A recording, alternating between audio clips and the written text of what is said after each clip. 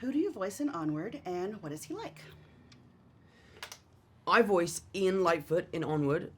He is a really interesting character. He's a lot like me in a lot of ways. But the one thing that I loved about playing him was creating this journey and this arc that he goes on throughout the movie. He goes from a really vulnerable little kid who doesn't really know how to express himself and is quite introverted, and by the end of the film he's almost the polar opposite. And it just was a really fun process for me because I kind of went through that much younger than Ian was, but it was really fun for me to kind of bring that little piece of me to life.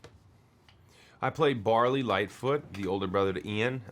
He's an affable, goofy, fun, and very caring older brother. He loves heavy metal music, and he is obsessed with all things magic. He plays a game called Quests of Yore, which is based on real-life magic that exists in this fantasy world in which Onward takes place.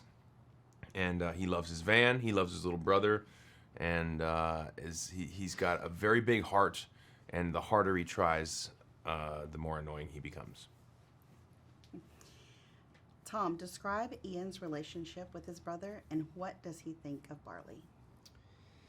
Ian's relationship with Barley in this, it's kind of complicated. Like, at the beginning, I think he finds him a little annoying and he's embarrassed by him, but he obviously loves him because he's his brother. And throughout the course of the movie, he realizes the importance of brotherhood and sibling rivalry, I guess, a little bit.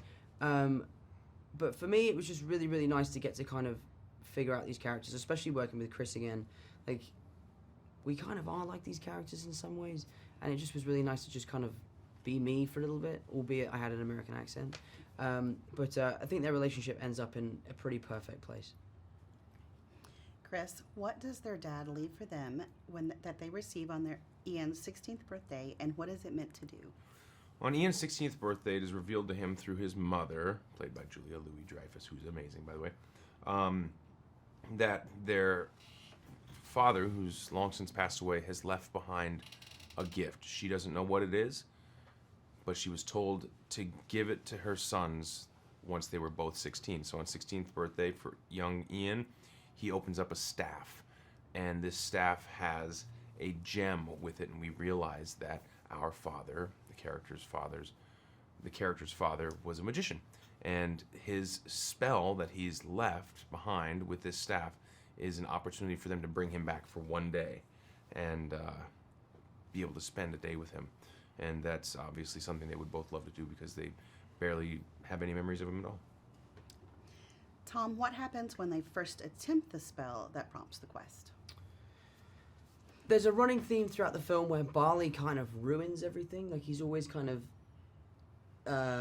getting in the way or making silly mistakes, and Ian quite often has to deal with the ramifications of that. And while we're performing the first spell, Barley decides to try and help out, and in doing so, I guess bashes Ian, and Ian ruins the spell, therefore being left with half of our dad, just his legs. So we have to go on this quest together to bring the rest of him back, so you can see him again and I can meet him for the first time. And through that process, we become closer than any two characters I think I've ever seen on screen. And it's a pretty magical relationship that blossoms. This is for both of you. How do you relate personally to this story? Well, I lost my father a few years ago. I have a great relationship with my brother, who, in a way, as my older brother, really helped raise me and was a big part of my upbringing, loved me to pieces and still does. And so it really resonates. And more than anything, Dan Scanlon's story, our director, our writer, his story, which this film is based on, he and his brother lost their father at a young age. His story is something that I just clung really tightly to. It really was moving the first time he told me why he was motivated to make this movie and shared his life with me and the story. I was very, very moved. And so it was important for me to be part of this because it's a really great movie and has a lot of humanity in it. Mm. It's not... maybe it's not how I relate to the movie, but I am so lucky to have such a great relationship with my dad, and us as Holland boys have been so lucky with the way he's raised us. He's been a very present father, and he's always been there for us. So for me, like, I had a real sense of responsibility and a duty to kind of bring this story to life and show that relationship I have with my dad through my relationship I have with Chris and through Ian with Barley. So I just drew a lot on my personal experiences with my dad teaching me to play golf, and then the first time that I ever beat him in golf, and all those kind of amazing memories that I look back on so fondly is basically all that happiness I've poured into this film. Okay. This one's for both of you again. What does it mean to work on a Pixar film, and is there a past Pixar film you connected to? Working on a Pixar film is a dream come true. Chris was talking about like milestones earlier. Like every actor has a milestone, and I think you were right in saying that not a single actor in the business wouldn't have this as one of their milestones. Yeah. So it's a real honor. It's a real honor. And the Pixar movie that touched me most was Coco. That's my favorite. Exactly. My favorite Pixar movie, I mean, there's so many. They're all good. I love Toy Story, but I really was moved by Up. Up is a very moving film, and I really love Up. And a lot of similar themes in our film to Up. I have a playlist on my phone called Crying Playlist. Yeah? For when I have to do crying scenes.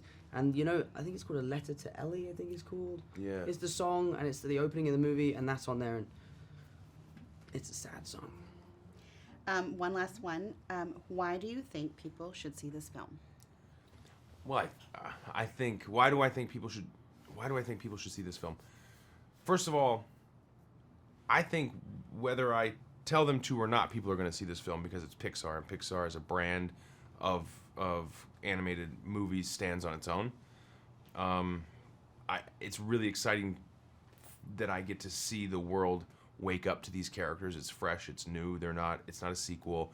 It's original, and it's really exciting to think that the entire world doesn't know who Ian and Barley are right now as we give this interview, but in a couple weeks the whole world will, and I'm really excited for that. It's a great movie, and they should really see it, just because this love letter that our director is basically writing to his brother in this film is that alone is worth the price of admission. Why do I think people should see this movie? I think people should see this movie because it's refreshing and it's uplifting.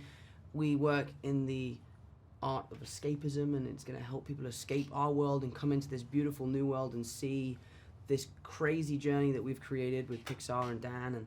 And I just think it's going to be a wonderful time for people to realize how grateful they are for family and friends and all that sort of stuff.